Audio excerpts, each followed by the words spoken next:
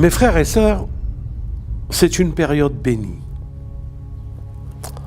Cette période qu'il a donnée à notre Père pour qu'il fasse de lui le premier homme élevé.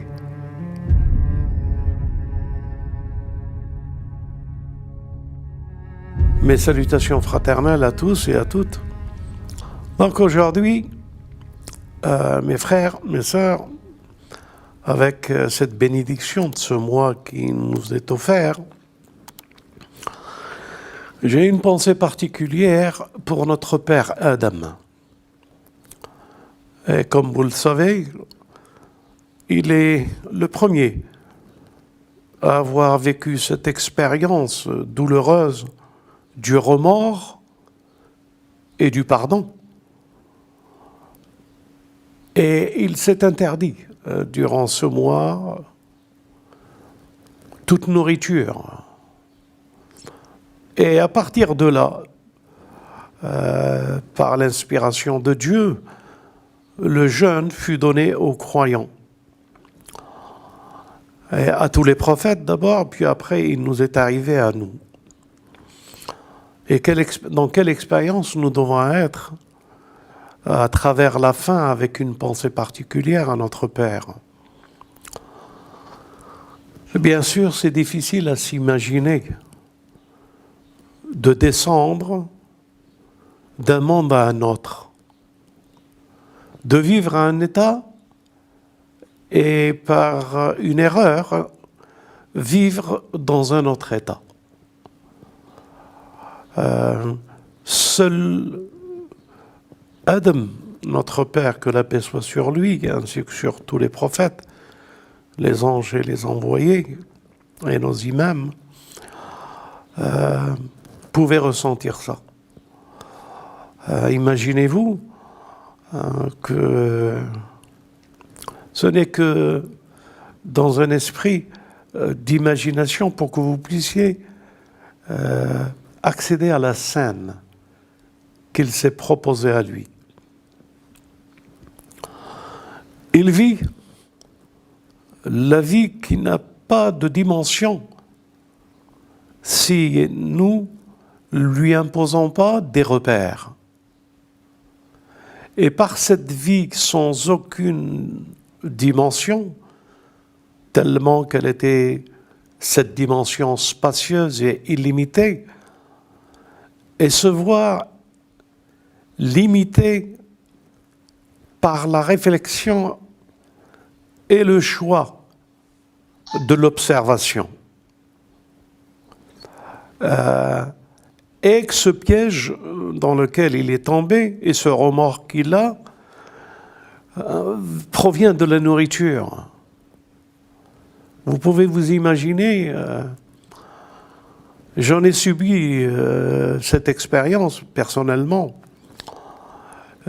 quelque chose dans ma jeunesse qui m'a bouleversé et que j'ai voué un jeûne. Et qu'est-ce que c'est que ce sentiment et cette épreuve que nous avons et que nous espérons la faire disparaître avec ce jeûne? Bien sûr, Adam, quand il s'est lancé dans ce jeûne, combien de lamentations et de demander pardon. Et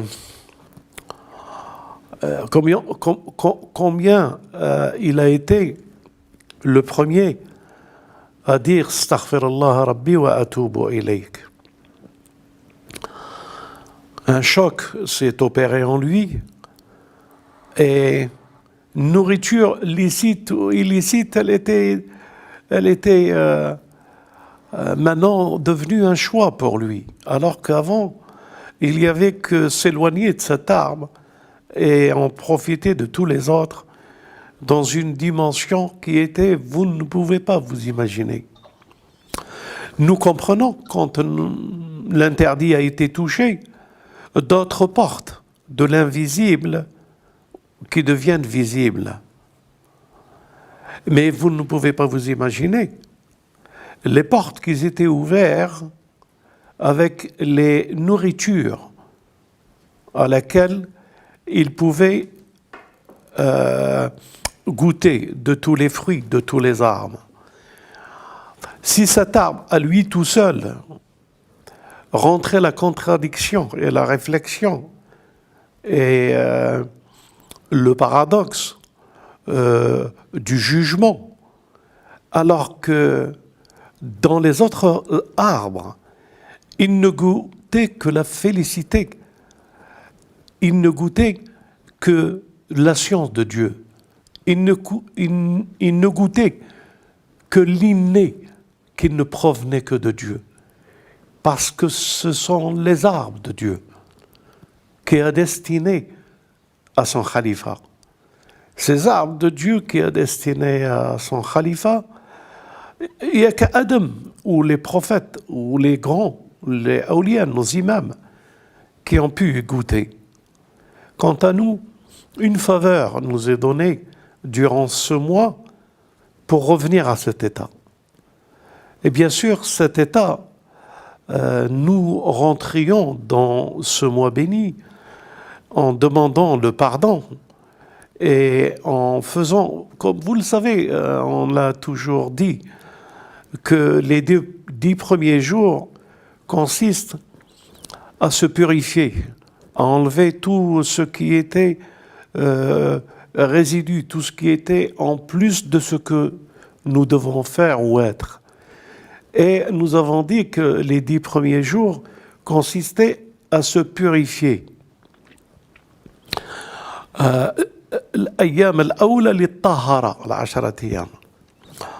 Donc les 10 premiers jours, c'est les 10 premiers jours de Tahara.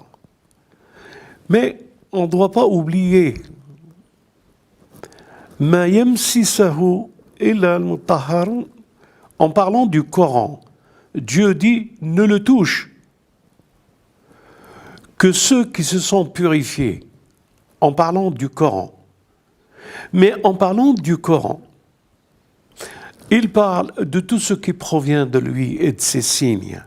Et comme le signe du mois béni et de la première dizaine que nous vivons, comme Adam l'a vécu, il n'est que pour se purifier, c'est-à-dire que d'avoir cette nourriture de Dieu dans l'istighfar, en demandant « Astaghfirullah Rabbi wa atubu ilayk ». Donc, nous avons, comme notre père Adam, puisque cet arbre donne ce qu'il a donné à notre père Adam en perdant sa nudité, qui veut dire en perdant ce qu'il y avait de plus secret en lui, de ce qu'il y avait de plus lumineux en lui, en perdant le vêtement de lumière. Eh bien, ces 10 jours, c'est ce regret que nous avons pour purifier, pour essayer, par la miséricorde de Dieu, de ne laisser dans ce champ de l'intérieur que la pureté qu'il pouvait accueillir les paroles, la pureté qui pouvait être touchée par les paroles. Imaginez-vous, mes frères, notre père et notre mère abandonnés à leur sort, ne sachant où tourner leur visage pour recevoir cette miséricorde, dépensant toutes leurs larmes de regret et d'espérer encore en lui.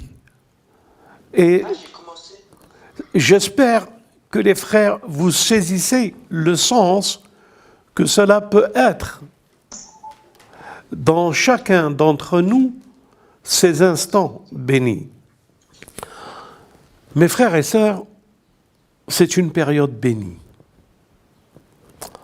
Cette période qu'il a donnée à notre Père pour qu'il fasse de lui le premier homme élevé, la première créature bénie qu'il a élevée après ce mois béni et qui lui a appris les paroles. Nous sommes dans un mois exceptionnel. Comme disent nos imams, ils disent que c'est une période que nos imams et que les hommes de Dieu et les awliya et les prophètes attendaient comme si c'était le paradis qui s'ouvre devant eux.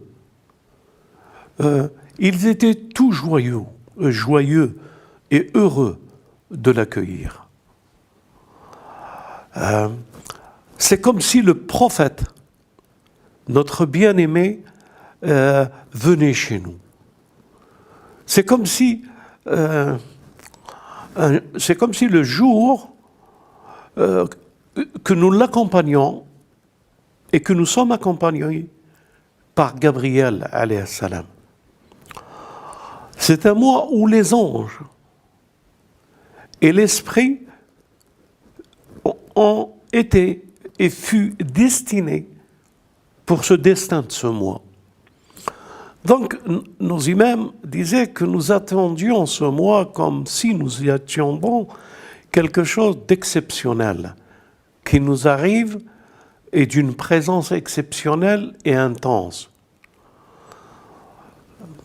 De ce mois, nous ne percevons pas, nous percevons les réalités de l'environnement où nous sommes.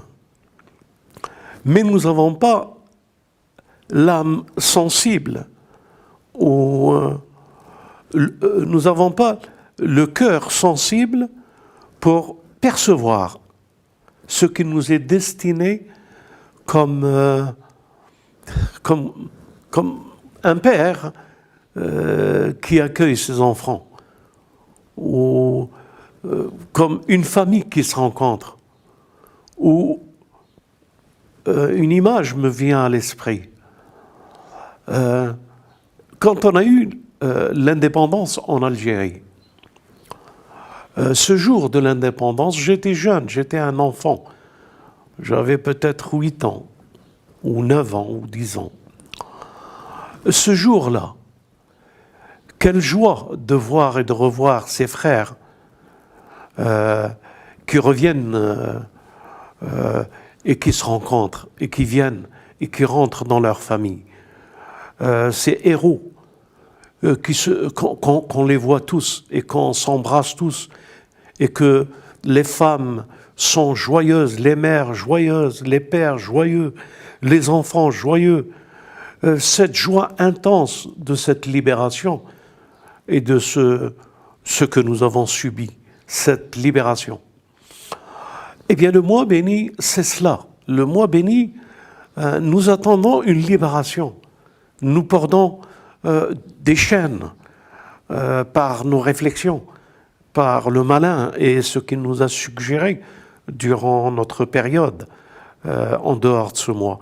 Et quand on entend venir ce mois, quelle délivrance!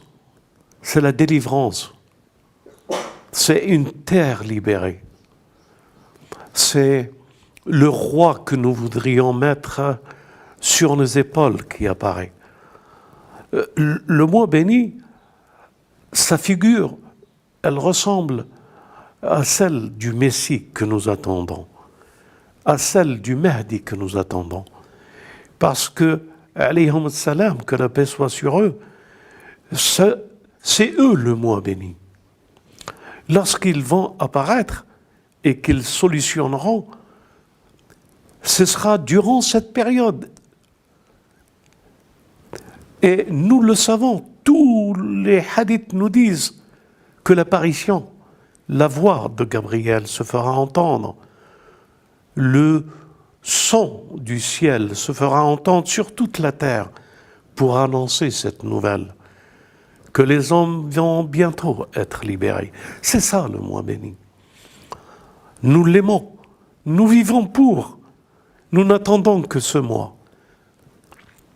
Et durant ce mois, nous demandons à Dieu pardon pour les temps passés, en ne pas t'adorant, ou en ne pas en oubliant, ou en remettant ce que nous devons faire Mes frères et sœurs, ces instants-là de remords, imaginez-vous, ah, si j'avais écouté Dieu depuis la naissance jusqu'à aujourd'hui, et que j'aurais goûté uniquement les arbres qu'il m'a permis.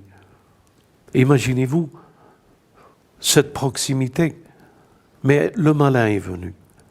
Il nous a déviés. Il nous avait écouté d'autres raisonnements, d'autres réflexions, d'autres laboratoires de recherche, de perception, de sensibilité de l'âme qu'il veut. Et nous avons perdu les valeurs de ce que nous pouvions être. Ahsan al-taqwim. Et nous sommes rentrés dans un monde difficile à pouvoir s'en libérer. Le mois béni est venu pour nous libérer.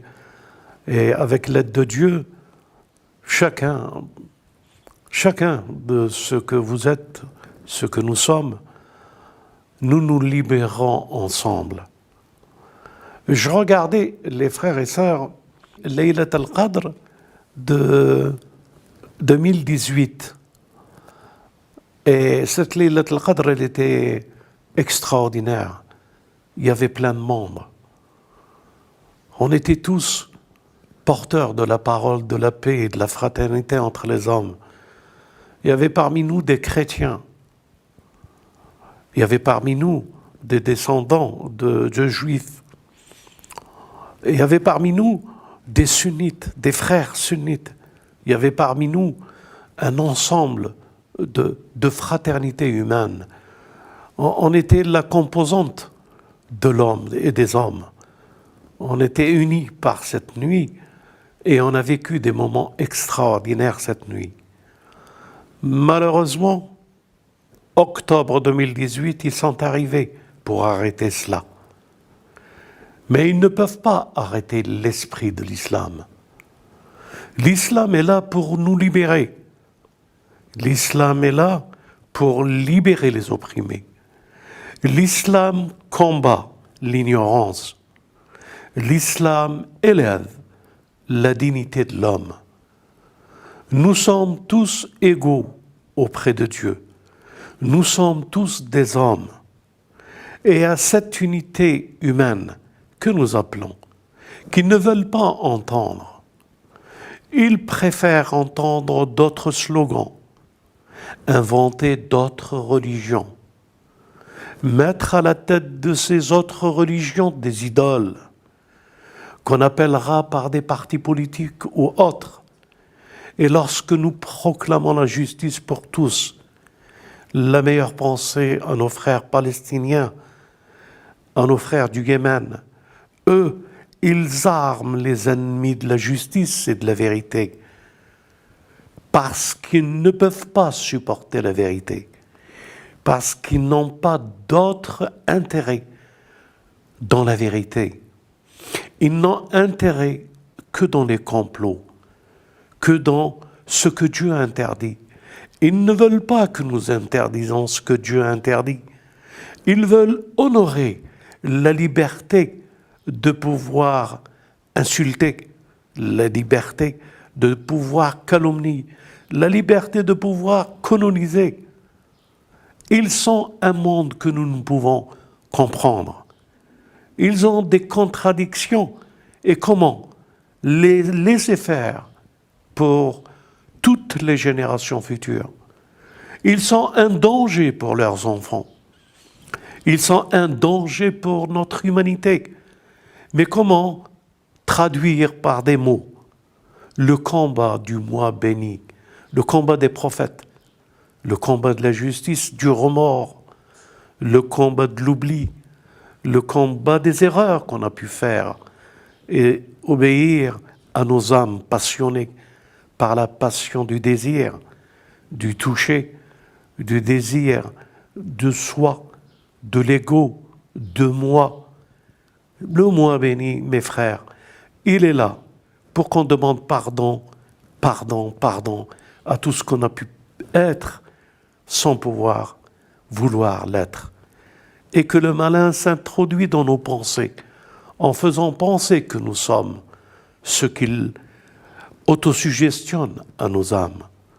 Nous devons nous débarrasser et comprendre que tout ce qui nous vient autre que Dieu, que l'ilham, la révélation, le Coran, la parole de Dieu, l'évangile, la Torah, tout ce qui nous vient en dehors de la révélation et de la lumière de Dieu, nous devons nous prémunir.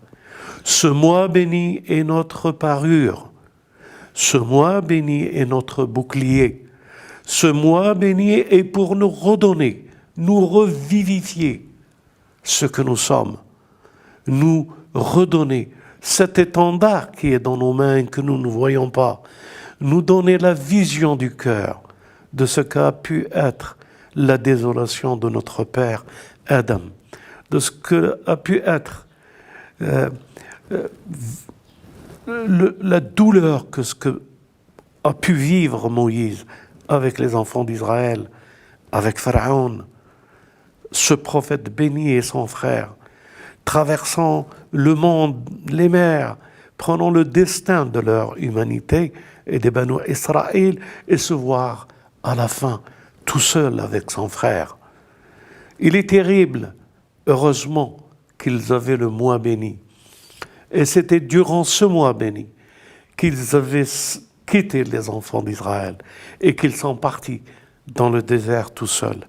Mes frères, il y a ce désert de la soif, du remords et de la soif de la lumière, qui est notre mois béni. Je vois le Messie apportant son message, ne pas être compris par la définition et sa proclamation que les hommes ne font qu'un et qu'ils sont tous égaux et que la lumière de ce qu'il a apporté n'est pas une contradiction de lumière avec ce qu'ils avaient reçu, mais une continuité de lumière en annonçant la future lumière des temps eschatologiques et du messager qui devait venir. Quel complot il a subi, quelle souffrance lui et ses hommes ont pu subir. Ce mois béni est un réconfort de rappel de tous les hommes qui se sont levés et que Dieu leur a donné le répit de ce mois. Le mois, il est là pour nous renforcer, retrouver notre dignité de croyant, notre dignité d'humble serviteur de Dieu, et que nous n'avons dans notre cœur que notre islam, que nous nous soumettons à lui et à sa parole, que nous voulons retourner chez nous, que nous avons hâte d'accueillir et d'être accueillis par les messagers. Nous avons hâte que la parousie se fasse et que le Messie, le Mahdi, vienne. C'est une montagne qu'on nous propose de soulever avec la foi en Dieu durant ce mois béni. Se débarrasser de la montagne de l'ignorance et aller vers la montagne de la lumière et de la nuit bénie. Je voulais partager avec vous cela, mes frères, pour vous dire, ce mois, c'est ce que Dieu nous a donné comme arme de prière et de jeûne pour nous pardonner et pour nous élever à mériter le destin que nous choisissons. Servir Dieu durant les années qui nous restent à vivre. Faire tout pour unir et jamais désunir. Appeler à l'amour et jamais à la haine. Appeler au respect et jamais à une domination qui exerce un pouvoir hautain. De revenir à notre humanité, à notre origine, et que Dieu nous donne, comme ces jeunes qui étaient dans la caverne, et que un parmi eux, quand ils se sont réveillés, a dit « Allez dans la ville et cherchez Escataram ». 309 années de jeûne pour revenir dans un mois béni. Et je recherchais Eskataram. C'est ce Eskataram qui était la nourriture des prophètes, des saints et des awliya. Mes frères, bien entendu, c'est ce Eskataram qui est le souvenir de Dieu, qui est la miséricorde de Dieu et qui est la table servie que les apôtres ont demandé avec le Messie et qu'ils ont reçu. Dieu nous invite à cette table, mais à plus aucune désobéissance, à se faire toujours un serment, de rester fidèle à l'appel de Mohammed et d'Ahli Mohammed, et se préparer à l'appel du Messie, et se préparer à l'appel du fils, du petit-fils d'Imran et du petit-fils de Mohammed, salawatullah alayhim.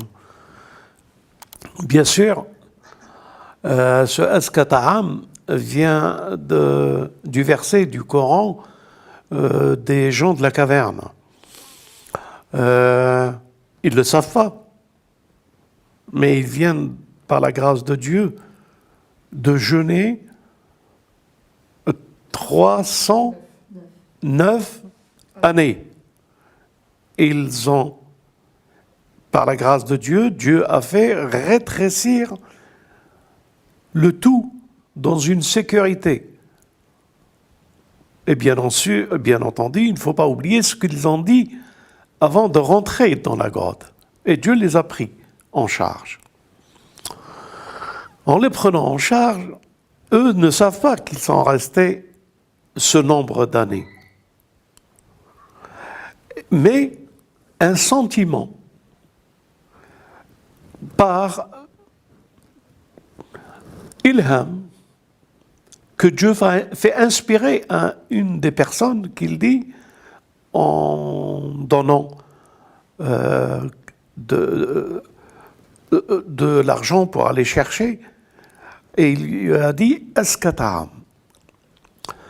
Mes frères, Eskata'am, c'est notre père Adam qui l'a vécu et qu'après il a recherché Eskata'am. Et ce Eskata'am permet de rester dans la fidélité et le témoignage que nous avons. Dans la fidélité de ce mois béni.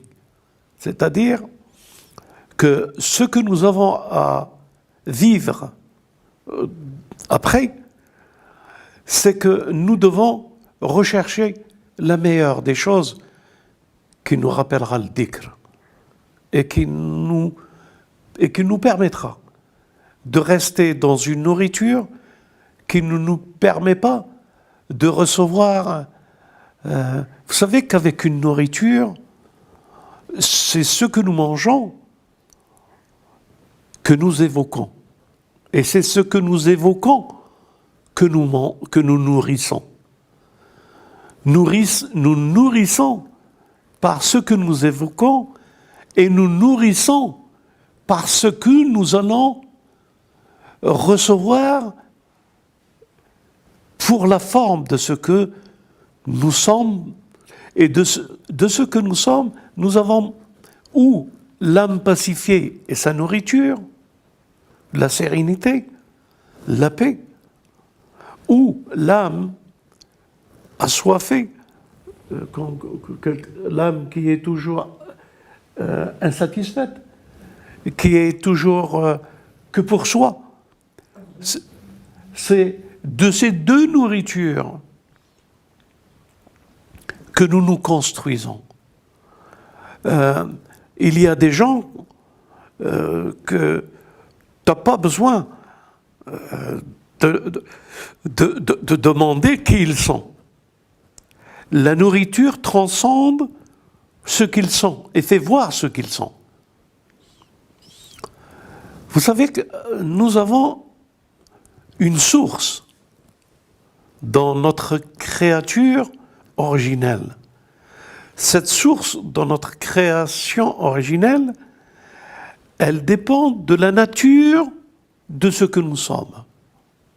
Quand Dieu dit « J'ai créé l'homme de la plus belle des proportions »,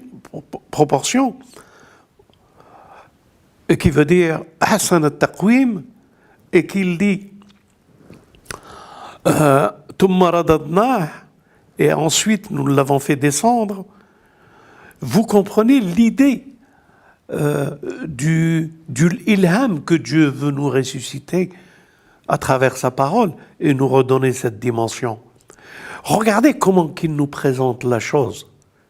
أعوذ بالله من الشيطان الرجيم بسم الله الرحمن الرحيم والتين والزيتون. Deux choses que nous nous nourrissons avec. Et après, qu'est-ce qu'il dit? Watour Sin. Et de cette montagne sacrée.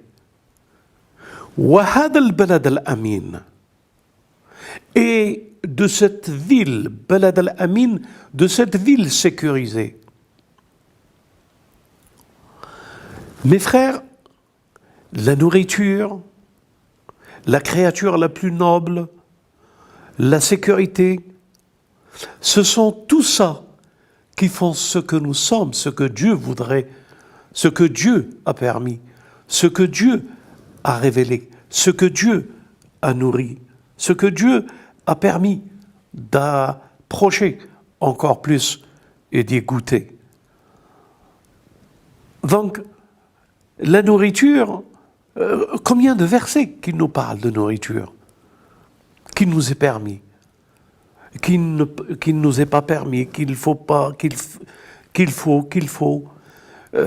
Il parle des dattes, il parle des raisins, il parle du miel, il parle du lait, il parle de cet abreuvage frais qui est dans la poitrine des vaches, cet abreuvage délicieux. Il parle de tout ce qui peut nous donner une approche de prendre et eskata'am, prendre bismillah. Bismillah eskata'am. Tout ça réuni, mes frères. Tout ça, ce sont les conditions des élus. C'est pour ça que les élus, ils ont compris qu'il leur manquait que le bouquet final. Ils avaient la parole. Ils avaient le Messie. La parole, le Messie. Ils avaient le désir d'être des musulmans comme ils le disent. Ils avaient tout. Mais en ayant tout, il fallait pour eux d'accomplir la chose la plus extraordinaire qui ferait l'harmonie de tout ce qu'ils ont reçu, une table garnie qui descend du ciel. Et c'est ça l'eskata'am. Et c'est ça, quand Dieu le dit et qu'il leur dit, je la ferai descendre. Mais ne désobéissez jamais après. Parce qu'il ne vous restait que ça. Vous aurez pu faire des erreurs, mais maintenant qu'il l'a fait descendre avec le Messie, ils avaient la parole réunie avec l'homme parfait. Et eskata'am, qui faisait qu'ils ne pouvaient plus, dans leur serment, waj'alna minal muslimin, et fasse que nous soyons des musulmans. Ça veut dire, ça les a inclus, eux, de faire partie de quoi? Du Messie avec ilm akhir zaman el Mahdi, pour qu'ils proclameront avec le Messie l'islam des temps eschatologiques. Ils seront la parole, ils seront avec Yahya, le prophète, ils le seront avec el Mahdi. C'est cette communauté qui a goûté à eskata'am, et parce qu'ils l'ont eu, ils se sont retournés dans la grotte et ils attendent ce jour de la parousie pour Escataram. Vous vivez une période Escataram. Et tout l'amour de cet Escataram. Et tout ce paradis qu'on retrouve maintenant qu'on est ensemble et on l'évoque. Soyez pas surpris que des événements étranges vous toucheront. C'est par la miséricorde et la grâce de Dieu que vous poursuivez cette labeur de demander à pardon pour revenir à votre origine. Nous demandons pardon à Dieu pour revenir à notre origine. J'aimerais vous dire encore quelque chose, mes frères, quelque chose de bouleversant, que je voudrais vous expliquer, mais j'ai du mal à trouver les mots pour pouvoir vous montrer cette image, ou cette réalité qu'on a du mal à la saisir. Je vais essayer de pouvoir vous l'exposer avec notre père Adam. Notre père Adam, de la science innée qu'il a eue, il n'a appris que de Dieu. Et tout ce qu'il a appris, il n'y avait aucune malice, aucun calcul, aucun stratagème, aucun laboratoire de recherche, de réflexion, d'analyse, d'analogie. Tout ce qu'il a appris, il l'a appris comme si c'était sa nature. Dieu a fait de lui une science, la science de Dieu à laquelle il devient le khalifa. Cette science de Dieu, vous l'avez bien saisie, elle n'est pas construite dans la malice. C'est-à-dire que lorsqu'Iblis a compris le piège dans lequel il est tombé, et que c'est cet arbre de l'analogie, de la réflexion, etc., et c'est parce qu'il a mangé de cet arbre qu'il est ce qu'il est, et qu'il faut qu'il séduise l'homme. Pour certains de nos frères peuvent penser, avec la science qu'il avait, Adam, comment a-t-il pu être séduit? Eh bien, parce qu'il avait cette science, que du bien, que cette science qu'il ne connaissait que de Dieu, qu'il lui a appris que les merveilles de toute la création. Il ne lui a pas appris la malice, le mensonge, la duperie. Lorsque cette personne s'est présentée à lui, le maudit, avec toute son apparence, avec toute sa beauté et sa grandeur, et qui lui a suggéré. Ce qu'il lui a suggéré, il lui a dit, il ne t'est interdit cet arbre que pour que tu ne deviennes pas éternel et que tu ne deviennes pas dans les rangs des anges. C'est-à-dire, ce qu'il a dit à notre père Adam, il ne lui a pas menti. Il lui a dit que si tu manges de cet arbre, c'est sa propre expérience. Lui qui a mangé de cet arbre, il a obtenu le temps, l'éternité autour des anges et un taos au milieu des anges. Et il a dit que si tu manges de cet arbre, tu vas devenir un taos comme les anges, comme lui il a été, et qu'une éternité.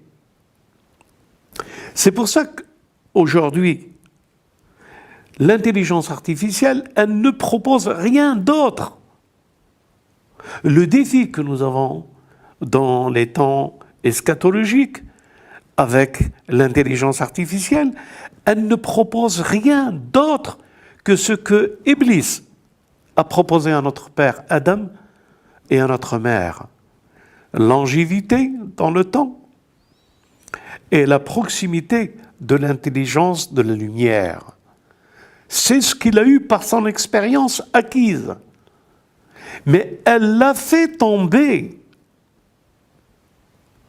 Donc ce que je voudrais vous dire, C'est cet état de Adam, ce qu'il a pu ressentir. Et là, c'est terrible. Mes frères, qu'est-ce qui est terrible, le plus terrible? La chose qui risque qu'il n'y a pas plus terrible. Dieu dit qu'il pardonnera tous les fautes, à part mushrikin, de lui associer à Dieu. Qu'est-ce que ça veut dire? Mes frères, quand il a touché cette arme, et avec l'analogie de l'intelligence et de la séparation et de la réflexion, elle donne un autre Dieu que Dieu. Elle donne une pensée que la divinité peut être atteinte. C'est ça l'intelligence artificielle. C'est ça le piège d'Iblis, qui ne s'est pas prosterné parce qu'il ne se sentait pas concerné. Mais comment vous transmettre quelque chose de terrible? Mes frères, lorsque notre père Adam s'est lamenté et il a vu qu'il a été perdu, parce qu'il s'est vu, lui, dans cet arbre qu'il a mangé, il s'est vu, alors qu'il n'y avait rien à voir que lui. Et il s'est vu devant Dieu. C'est une chose terrible, mes frères, de se voir devant Dieu. Et c'est une chose que nous ne comprenons pas, que le tawhid, qu'il n'y a que lui, shahid Allah wal malaika an la ilaha illa hu wa dhul ilm al-qasidin, les justes. Qu'est-ce que ça veut dire, mes frères? Ça veut dire que Dieu témoigne pour lui-même et les anges et les élus qu'il leur donnera la science. Personne, excepté ce vrai tawhid. Mais comment le toucher? Comment nous approcher? Comment le comprendre? Comment comprendre que dans ce que je suis, je ne suis pas. Je suis que s'il veut que je suis. Je ne suis pas ce que je suis. Je ne suis pas par les efforts que je fais que je suis. Je suis parce qu'il témoigne, que je témoigne en moi, s'il y a un moi, que c'est lui, que je n'ai rien que de lui. Et il s'est trouvé, notre père Adam, dans cette isolation du moi et lui, dans ce tawhid qui reconnaît lui d'avoir fait l'erreur de lui, alors qu'il aurait pu rester dans les fruits de ne voir que lui, et les fruits de ne voir que lui, et que nous ne sommes que à travers ce que lui, il veut, et non plus à travers ce que nous voulons, ce que notre âme veut. Et ce sont ces personnes qu'il s'appelle les âmes pacifiées. Ô âme pacifiée, retourne vers ton Seigneur, retourne dans mes élus, retourne vers ton Seigneur. C'est ça le tawhid. C'est cette âme qui retourne de ce qu'elle est. Elle n'est que de lui, que lui. Il n'y a que lui qui l'a formée. Il l'a formée comme lui il veut. Il lui a donné tout. Nous n'avons rien à chercher, nous avons tout. Iblis nous donne. Iblis nous fait croire. Iblis nous demande de manger. Iblis demande.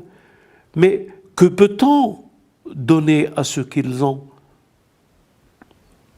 Que peut-on offrir à ceux qu'ils sont déjà là où l'offre elle est? Comment sortir, puisque il nous dit retourne à mon paradis, retourne vers mon Seigneur, mon paradis. sans paradis. Comment le dire? C'est le tawhid, qu'il n'y a de Dieu que Dieu l'unique, et que nous espérons l'atteindre par lui obéir, rentrer dans ce mois béni. Et ce mois béni, c'est lui qui a dicté et qui l'a choisi. C'est lui qui l'a aimé parmi tous les autres mois. C'est lui qui a aimé parmi tous les jours cette nuit. C'est lui qui a fait descendre de toutes choses un décret avec un esprit et les anges. C'est lui qui est le maître, qui est notre maître. C'est lui vers lequel nous espérons, nous aspirons, nous marchons, nous tenons l'étendard de la justice et de la vérité en son nom. C'est avec lui. C'est parce que notre message est un nouveau soleil qui se lève en Occident, quand on nous bâillonne, quand on nous interdit ce qui est permis pour tous.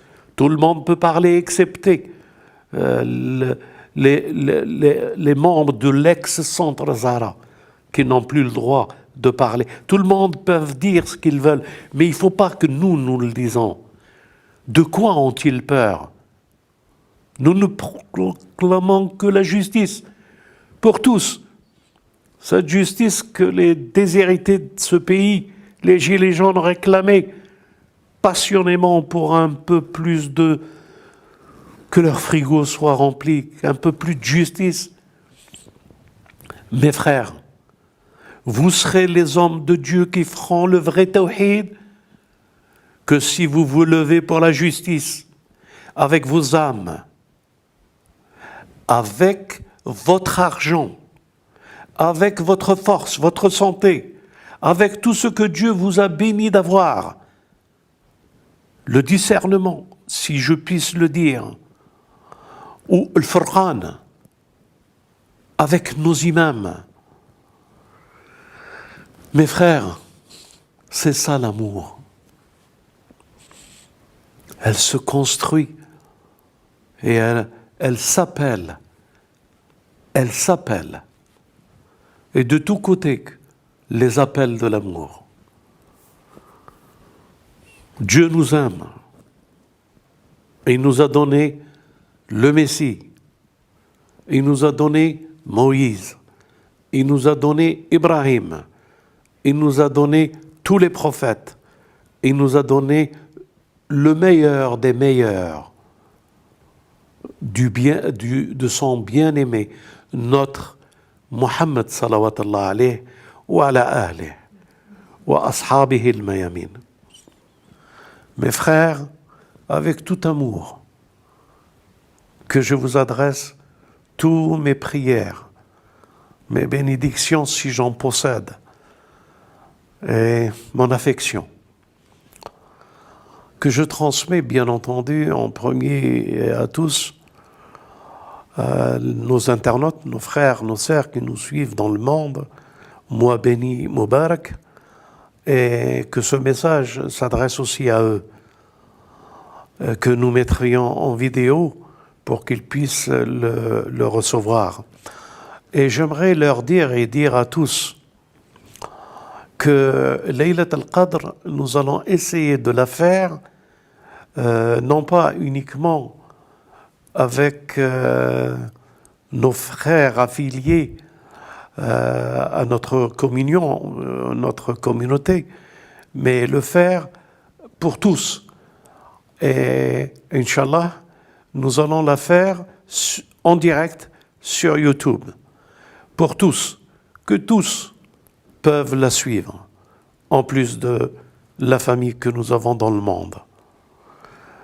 Je vous souhaite un bon mois béni et une bonne préparation. Que la paix soit avec vous.